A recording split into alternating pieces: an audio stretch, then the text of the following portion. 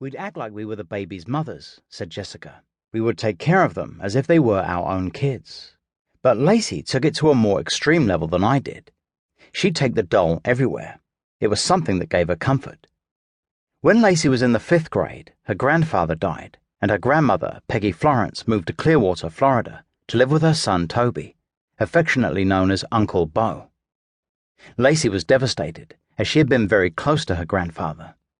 During the next few years, the 3 Spears children often visited Clearwater, staying at Uncle Bo's house. Lacey loved the beach weather and dreamed of one day living there.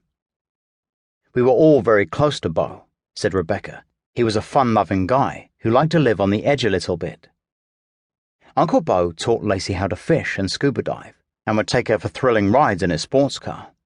"He was a daredevil," said Rebecca, "and always exciting to be around." They also spent time on the Spears family farm in Scottsville, Kentucky, which had been in Terry's family for hundreds of years. At one time, his family had been so prominent in Scottsville that a road had been named in their honor. "Spears Road was named after us," said Rebecca, "because pretty much everyone that lived on that road had the last name of Spears." Over the years, much of the large, sprawling cattle farm had been sold off, with just a small part of it remaining in the family.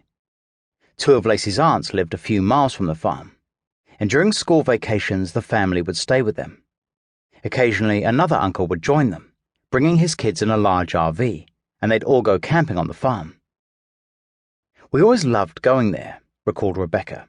"We liked playing with our cousins on the dairy farm. We'd have marshmallow roasts and go jumping on their trampoline." Every afternoon, Lacey would volunteer to milk the cows. "She liked to go and help do the milking," said Rebecca. "It was a fun experience." In 1998, Lacey Spears started at Brookhaven Middle School, often sleeping over at Jessica Kyle's house. On her 12th birthday, Lacey told Jessica that it was time to stop playing with dolls and to grow up. Lacey was a good student and seemed eager to please her teachers, always handing her work in early. She was a popular girl and was given the nickname Lacey Bug. Late one night, Lacey arrived at the Kyle house in a terrible state. She told Jessica's mother, Lisa Kyle, that she had been molested by a relative and was too afraid to go home. Lisa was so concerned for Lacey's welfare that she immediately reported it to the Alabama Department of Human Resources, DHR, but there is no record of any subsequent investigation. For the next several weeks, Lacey moved into the Kyle house and even started calling Lisa Kyle Mum. Jessica would later tell police that Lacey had claimed that she had been sexually assaulted by relatives and was scared as a child. Lacey also complained of abuse to her parents' neighbors, who frequently provided sanctuary for her over the next few years. Lacey would sneak out of her house sometimes and come over to them because she was scared, said Rania Cossingham, who knew the neighbor's daughter and would later become close friends with Lacey in high school.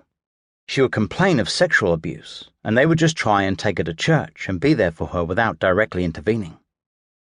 But Rebecca Spears maintains that she has no knowledge of her younger sister ever being molested.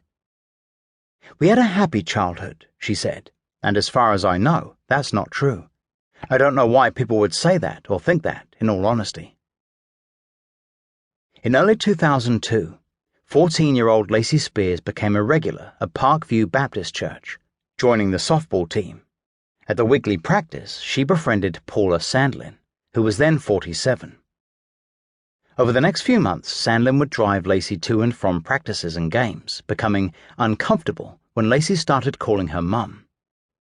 She also was disturbed by the fanciful stories Lacey told her, which became increasingly far-fetched as the weeks went on.